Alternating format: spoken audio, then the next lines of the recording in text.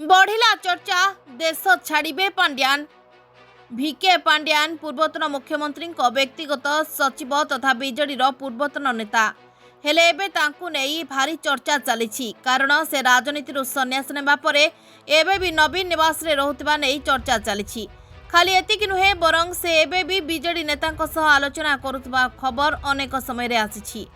तेबे से आईएएस चाकरी छाड़िबा परे एबे विदेश रे जाई चाकरी करिवे बोली कुहा जाउछि। ओडिशा छाड़ी पारंती बीजेडीर पूर्वतन नेता भिके पांड्यान। राजनीति संन्यास नैथिबा पांड्यान खूब शीघ्र नवीन निवास छाड़ी नुआ कर्मसंस्थान रे जोग देबे बोली पल्लीरू दिल्ली चर्चा आरंभ होईछि। 2024 निर्वाचन में बीजेडीर विपर्यय पछर चेहरा साजिथिबा भिके पांड्यान खूब शीघ्र बीजेडी सह संपर्क तुटाई पारंती। पांड्यान नवीन निवास छाड़िबा नेई जातीय गणमाध्यम रे चर्चा आरंभ होईछि। राजनीति संन्यास नैथिबा भिके पांड्यान ओडिशा छाड़ी एक अंतर्जातीय संस्था काम करिवे बोली पाग भिडुछंती। अवश्य एने पांड्यान किंबा बीजेडी नेतांकर कौनसी प्रतिक्रिया मिल पारि नाही।